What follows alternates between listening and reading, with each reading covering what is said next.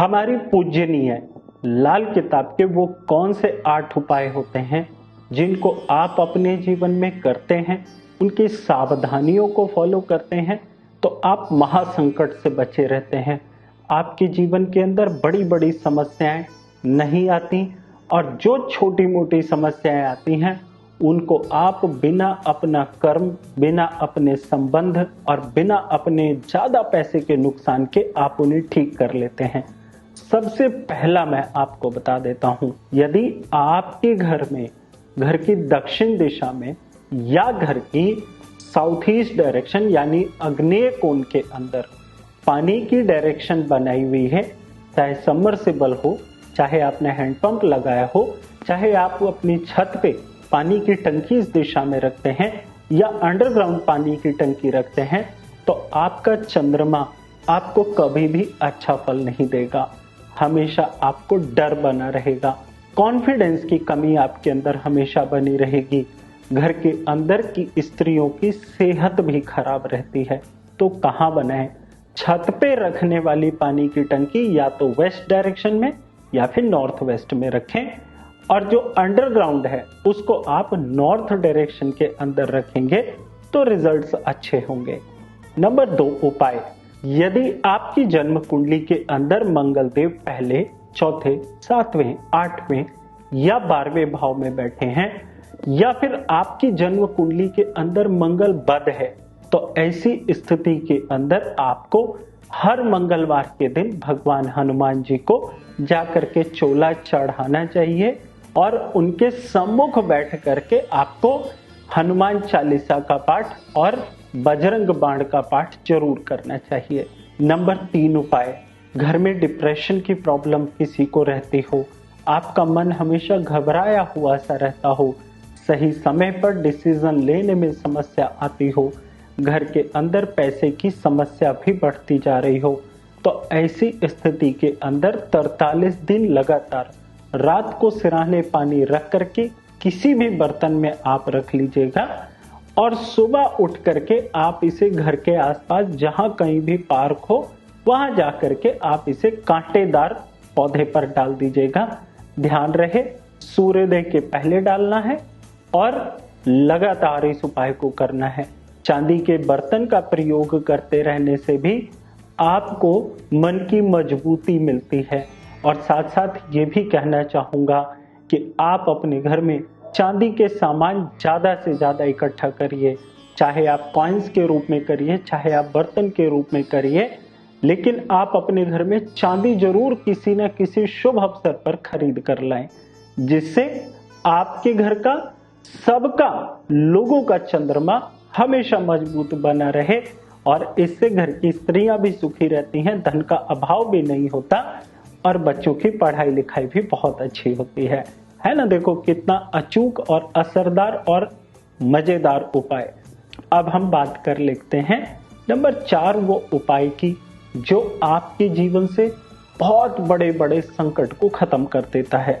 Decision लेने में कमी बन जाती हो, हमेशा दिमाग डबल माइंडेड रहता हो, भटकाव में रहता हो, किसी प्रकार की सीखने की कला आपके अंदर से खत्म हो गई है, आपको सीखना नहीं चाहते, आपको समझना नहीं चाहते, आपकी अक्ल साथ नहीं देती है, दांतों की समस्या हो गई है, नसों की समस्या हो गई है, घर में बहन बेटी वाओ को किसी न किसी प्रकार की सेहत की समस्या लगी रहती हो, आपके मुंह से दुर्गंध आती रहती हो, आपके कंधों में हमेशा दर्द बना रहता हो, तो ये लक्षण है आपकी जन्म कुंडली के अंदर बुध की खराबी के। करें क्या इसका उपाय? छोटी छोटी कन्याओं को खट्टी मीठी टॉफियां देकर के आशीर्वाद लेते रहिए और जो बुध की दिशा होती है वो होती है नॉर्थ नॉर्थ वेस्ट और घर का नॉर्थ डायरेक्शन। यहां पर आप छोटे छोटे सुंदर से आप आर्टिफिशियल या जेन्युइनली जो प्लांट्स होते हैं यानी कि नेचुरली जो प्लांट्स होते हैं आप अपने घर में वो जरूर लगाइए। यदि हो सके तो इन डायरेक्शंस में आप हल्की खुशबू वाला कोई भी एक सामान जरूर वहां रखिए। इससे आपकी जन्म कुंडली के अंदर बुध भी मजबूत होगा और शुक्र का भी आपको अच्छा फल मिलेगा। साथ ही साथ कन्या पूजन करके आप उनके पैर छू करके आशीर्वाद जरूर लेते रहें। जो भी आपके घर में कन्याएं हों, ये उपाय तो आप कर लेंगे, लेकिन इसके साथ कुछ सावधानियां भी होती हैं। घर के अंदर आप ध्यान रखिएगा, सूखे फूल पत्ते पौधे बिल्कुल भी ना हो। बिना पौधे वाले गमले आपके घर में बिल्कुल नहीं होने चाहिए। अगली चीज, घर के अंदर आपके जो काम की किताबें नहीं हो उनको घर से बाहर करिए। घर के अंदर कोई म्यूजिकल आइटम्स, चाहे वो ढोल की, तबला, गिटार, सितार, ये जो चीजें होती हैं, ये आपके घर के अंदर खराब हो करके ना रखी हों। यदि सही रखी हुई हो तो आप इनको किस दिशा के अंदर रखें, कहां रखें, ये आपको अपनी कुंडली किसी बेहतर कंसल्टेंट को दिखा करके पूछ लेना चाहिए। ध्यान रखिए, आप इनको रख सकते हैं, लेकिन प्रॉपर सही जोन में रखेंगे तो रिजल्ट जरूर अच्छा आएगा। नहीं तो अगर आपका सिंगर बनने का सपना होगा या आप सिंगिंग में किसी प्रकार का अपना स्कोप बनाना चाहते होंगे तो कैसे बनाएंगे, इसलिए ध्यान रखिएगा इस बात का। अब 5वें नंबर के उपाय की बारी, जो आपको तकलीफों से बाहर निकालने में काफी हद तक मददगार होगी। जोड़ों में दर्द बना रहता हो, घर में सर्वेंट्स ना टिकते हो, आपके काम की जगह पर एम्प्लॉय या जो भी कोवर्कर्स हैं वो छोड़ करके भाग जाते हो, आपके आंखों में भी आपको दूर की दृष्टि आपकी कमजोर होती जा रही हो, साथ ही साथ आपका डिसीजन लेने की क्षमता आपकी यहां पर भी कमजोर होती जा रही हो, तो क्या करें? आप ऐसी स्थिति के अंदर ध्यान ये रखें, आपकी प्रॉपर्टी चाहे वो आपकी खाली है या ऑक्यूपाइड है, वो बहुत मेंटेन्ड होनी चाहिए, साफ सुथरी होनी चाहिए। मकान की जो भी दीवारें खराब हो गई हैं उनको बहुत साफ सुथरा रखिए। और किसी प्रकार से आपकी जन्म कुंडली के अंदर शनिदेव अच्छा फल नहीं दे रहे हैं तो हर शनिवार सरसों के तेल में अपना मुंह देख करके आप दान दीजिए। और इसका ऑल्टरनेट दूसरा उपाय क्या है कि सरसों के तेल में पकाया हुआ खाना आप जो लेबर क्लास के लोग होते हैं आप उनको जरूर खिलाइए। जब आप इस उपाय को करेंगे, आपकी कुंडली के अंदर शनिदेव चाहे कितने भी आपको अच्छा रिजल्ट ना दे रहे हो, धीरे धीरे करके आपको ये अच्छा रिजल्ट देने लग जाते हैं। अब मैं आपसे बात कर लेता हूं उस छठे उपाय की, जो आपके लिए इन सभी उपायों की तरह बहुत जरूरी है। कर्ज लेने में डर नहीं लगता, बहुत बोल्ड होकर के कर्ज ले लेते हैं, झूठ भी बोले तो भी इतना साफ कि बंदे को पता ही ना चले। समस्या बढ़ती जा रही है, घर में बीमारियां भी बढ़ती जा रही हैं, लेकिन आपके पैसे के नुकसान के हालात ही नहीं रुकते, जिसकी वजह से आपको कर्ज लेना पड़ रहा है। तो ऐसी परिस्थिति के अंदर घर की किसी भी स्त्री से आप 43 दिन लगातार चींटियों को आटा डलवाइए। इससे होगा क्या, बीमारियां थोड़ा थोड़ा कम होना स्टार्ट हो जाएंगी और आपको कर्ज मिलना बंद हो जाएगा। आप जहां भी कर्ज लेने जाएंगे आपको मना कर देंगे। ध्यान रखिएगा, इस उपाय का साइड इफेक्ट यही होगा कि आपको कर्ज नहीं मिलेगा और आप स्वयं अपने आप पर अपनी मेहनत से आप अपनी समस्या का हल ढूंढने में कैपेबल हो सकते हैं। ध्यान रखिएगा, सूर्य की विशेष कंडीशन का उपाय होता है ये। यदि आप अपनी कुंडली दिखा करके उपाय करेंगे तो रिजल्ट्स और कई गुना बेहतर किए जा सकते हैं। अगले उपायों की तरफ बढ़ने से पहले कहना चाहूंगा, अभी तक के बताए हुए आपको उपाय कैसे लगे मुझे कमेंट सेक्शन में जरूर बताइएगा। यदि आप अपनी कुंडली का कंसल्टेशन मुझसे लेना चाहते हैं तो नीचे स्क्रीन पर दिए नंबर पे कॉल करके आप अपना अपॉइंटमेंट ले सकते हैं। नीचे डिस्क्रिप्शन बॉक्स में आपको व्हाट्सएप लिंक भी दिया है, आप वहां जा करके भी आप अपनी अपॉइंटमेंट के लिए व्हाट्सएप पे संपर्क कर सकते हैं। ध्यान रखिएगा, आपके लिए सही उपाय, सही मार्गदर्शन देना मेरा सौभाग्य है। अब हम बढ़ लेते हैं अगले 7वें अचूक उपाय की तरफ। आपकी जन्म कुंडली के अंदर सूर्य शनि का योग है, सूर्य राहु का योग है, सूर्य केतु का योग है, लग्न में राहु देव बैठे हैं या फिर लग्न में शनि देव बैठे हैं या फिर आपकी जन्म कुंडली के 5वें स्थान में शनि या राहु बैठे हुए हैं, तो इससे आपकी जन्म कुंडली के अंदर सूर्य जिस भी भाव में होंगे उस भाव का सूर्य के साथ कमजोर फल हो जाता है।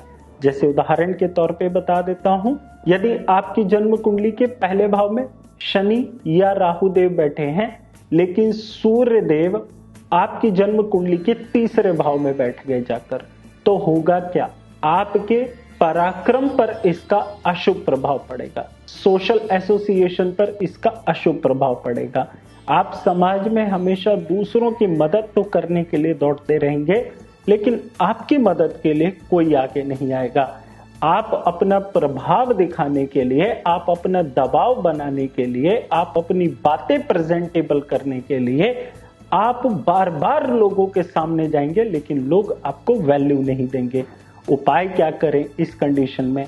सबसे पहला तो उपाय यही है कि आपको इम्यूनिटी बूस्टर्स यानी कि अपना खान पान ऐसा करना चाहिए जो आपकी इम्यूनिटी को बहुत स्ट्रॉन्ग करे।